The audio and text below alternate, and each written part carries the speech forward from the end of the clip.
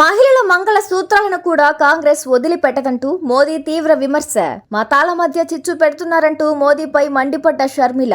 జాతీయ మేనిఫెస్టోతోనే ఎన్నికల బరిలోకి దిగుతామన్న బీజేపీ రాష్ట్ర అధ్యక్షురాలు పురంధేశ్వరి. రాష్ట్ర ప్రజలకు ప్రత్యేక మేనిఫెస్టో అర్హత లేదని పురంధేశ్వరి భావిస్తున్నారని విజయసాయి వ్యాఖ్య. నా కూతురు ఉసురు మోదీకి తగులుతుంది. కవిత అరెస్టుపై కేసీఆర్ ధ్వజం. కందులకు రికార్డు ధర. రైతు పంట పండింది. క్వింటా కందులు ఏకంగా 11,246 రూపాయలు. ఈ ఏడాదిలోనే ఇది అత్యధికం. తెలంగాణలో భానుడి ప్రతాపం. 45 డిగ్రీలు దాటిన ఉష్ణోగ్రతలు. జాగ్రత్తగా ఉండాలని వాతావరణ శాఖ హెచ్చరికలు.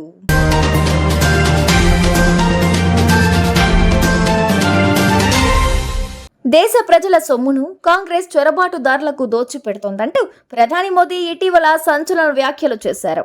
మహిళల మంగళ సూత్రాలను కూడా హస్తం పార్టీ వదిలిపెట్టట్లేదని వ్యాఖ్యానించారు. తాజాగా కాంగ్రెస్ ఏపీ అధ్యక్షురాలు వైఎస్ షర్మిల కూడా ఘాటు విమర్శలు చేశారు. తన హయాంలో జరిగిన అభివృద్ధి గురించి చెప్పలేకే మోదీ ఇలా కాంగ్రెస్ పై విషయం చిమ్ముతున్నారని మండిపడ్డారు. రాహుల్ గాంధీ ప్రేమను నింపే మాటలు మాట్లాడుతున్నారు. మోదీ మాత్రం మతాలను విడదీసి మాట్లాడుతున్నారు. ప్రధాని మోదీకి దమ్ముంటే చేసిన అభివృద్ధి చెప్పుకోవాలి. ముస్లింలను కించపరిచేలా మాట్లాడటం సరికాదు. ఇది బీజేపీకి, ఈ దేశానికి మంచిది కాదు. బీజేపీ ఈ దేశానికి చాలా ప్రమాదకరం. కాంగ్రెస్ పార్టీతోనే దేశ, రాష్ట్ర అభివృద్ధి సాధ్యం. కాంగ్రెస్ పార్టీతోనే ప్రజాస్వామ్యానికి రక్షణ అని ఆమె ఎక్స్ వేదికగా పోస్టు పెట్టారు. బీజేపీ పార్టీ నిన్న మోడీ గారు రాజస్థాన్లో చెప్పిన మాట ఎంత ఘోరంగా మాట్లాడారు, ఎంత విషయం చిమ్మే మాటలు మాట్లాడారు మోడీ గారు.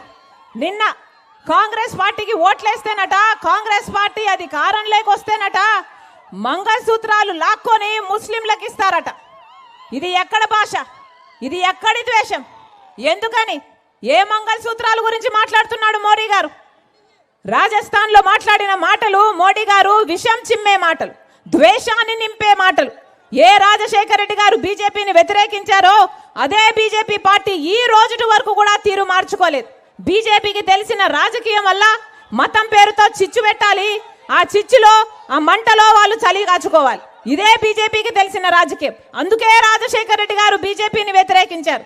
బీజేపీకి తెలిసిన రాజకీయం ఒక మతాన్ని అవమానించాలి, ఇంకో మతాన్ని రెచ్చగొట్టాలి. ఇదే బీజేపీకి తెలిసిన రాజకీయం. అందుకే రాజశేఖర రెడ్డి గారు బీజేపీ పార్టీని అంతగా వ్యతిరేకించారు. అదే మాటలు మళ్ళీ ఈ రోజు వరకు కూడా మోడీ గారు ఎంత దారుణంగా ఒక ప్రధానమంత్రి స్థాయిలో ఉన్న వ్యక్తి ద్వేషాన్ని, అసూయను ఎన్ని నింపుతూ, ఎంత విద్వేషాన్ని నింపుతూ మంగళసూత్రాలు తెంచి ముస్లింలకు ఇస్తుందంట కాంగ్రెస్ పార్టీ. ఏ మంగళసూత్రాలు మోడీ గారు? మీరు ముఖ్యమంత్రిగా ఉన్నప్పుడు, గుజరాత్లో మీరు ముఖ్యమంత్రిగా ఉన్నప్పుడు గోద్రా ఘటనలో ఎన్ని మంగళసూత్రాలు తెగాయి మోడీ గారు? సమాధానం చెప్పాలి. మీరు ప్రధానమంత్రిగా ఉన్నప్పుడు మణిపూర్లో ఎన్ని మంగళసూత్రాలు తెగిపోయాయో మోడీ గారు సమాధానం చెప్పాలి. ఈయన మాట్లాడేది ప్రజల శ్రేయస్సు గురించి, ఎప్పుడూ ఆలోచన లేదు ప్రజల గురించి.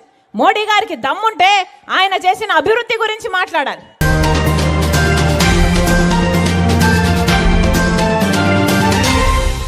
ఏపీ బీజేపీ అధ్యక్షురాలు పురంధేశ్వరిపై ఎంపీ విజయసాయిరెడ్డి విమర్శలు ఎక్కుపెట్టారు. పార్టీ జాతీయ మేనిఫెస్టోతో ఎన్నికల బరిలో దిగుతామని పురంధేశ్వరి ప్రకటించడంపై ఆయన తాజాగా ఎక్స్ వేదికగా స్పందించారు. ఏపీకి ప్రత్యేక మేనిఫెస్టో అవసరం లేదని బీజేపీ రాష్ట్ర శాఖ నిర్ణయం ఆ పార్టీకి దార్శనికత లేకపోవడాన్ని ఎత్తి చూపుతోందని అన్నారు. ఏపీ ప్రజల పట్ల బీజేపీకి శ్రద్ధ లేదని రుజువైందని వ్యాఖ్యానించారు. రాష్ట్ర ప్రజలకు ప్రత్యేక మేనిఫెస్టో అర్హత లేదని పురంధేశ్వరి భావిస్తున్నారని విజయసాయిరెడ్డి వ్యాఖ్యానించారు. కేవలం నెగిటివ్ ప్రచారంతోనే ఓట్లు వచ్చేస్తాయని భావిస్తున్నారని ఆగ్రహం వ్యక్తం చేశారు.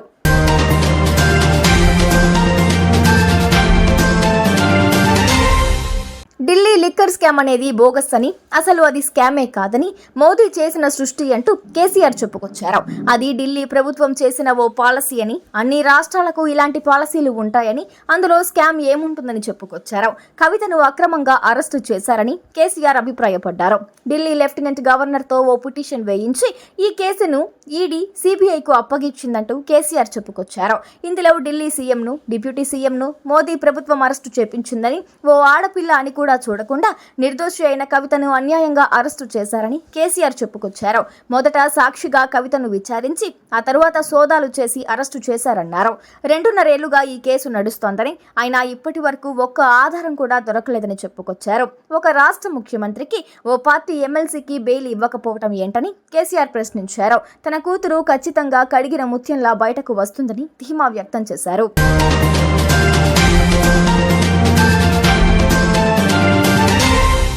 రాష్ట్రంలోని అన్ని మార్కెట్లకెల్లా సూర్యాపేటలోనే రికార్డు ధర పలికింది. నాణ్యత గల కందులు సూర్యాపేట మార్కెట్కు రాగా క్వింటా 11,246 రూపాయల ధర వెచ్చించి వ్యాపారులు కొనుగోలు చేశారు. ఈ ఏడాదికి ఇదే హైయెస్ట్ ధర అని రైతులు అధికారులు చెబుతున్నారు. మంగళవారం రైతులు మార్కెట్కు 50 క్వింటాళ్ల కందులు తీసుకురాగా క్వింటాకు గరిష్ట ధర 11,246 రూపాయలుగా పలకడం విశేషం. కందులకు అత్యధిక ధర పలకటంతో అన్నదాతలు సంతోషం వ్యక్తం చేశారు. నాణ్యమైన పంట ఉత్పత్తులు తీసుకొచ్చి మద్దతు ధర పొందాలని జిల్లా మార్కెట్ అధికారి నాగేశ్వర శర్మ కోరారు.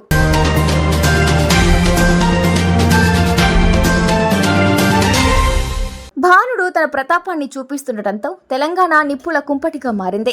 మొన్నటి వరకు వర్షాలు కురవగా ప్రస్తుతం సూర్యుడు సుర్రుమంటున్నాడు. ఉదయం 7 తరువాత బయటకు రావాలంటేనే జనం జంకుతున్నారు. మధ్యాహ్నం తరువాత పట్టణాల్లోని ప్రధాన రహదారులు నిర్మానుష్యంగా మారుతున్నాయి. ఇక రాష్ట్రంలో ఎక్కడో ఒక చోట రోజు 45 డిగ్రీలకు గరిష్ట ఉష్ణోగ్రతలు చేరుకుంటున్నాయి. రాష్ట్రంలో బుధ, గురువారాల్లోనూ కొన్ని జిల్లాల్లో వడగాలులు నమోదయ్యే అవకాశాలు ఉన్నాయని వాతావరణ శాఖ హెచ్చరించింది.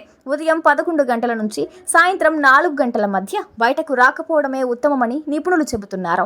చల్లటి ప్రాంతాల్లో ఉండాలని, తప్పనిసరి అయి బయటకు వెళితే తలపై టోపీ లేదా గొడుగు ధరించాలని సూచిస్తున్నారు. నీళ్లు ఎక్కువగా తీసుకోవాలని, వడదెబ్బకు గురైతే వెంటనే డాక్టర్ను సంప్రదించాలని అంటున్నారు.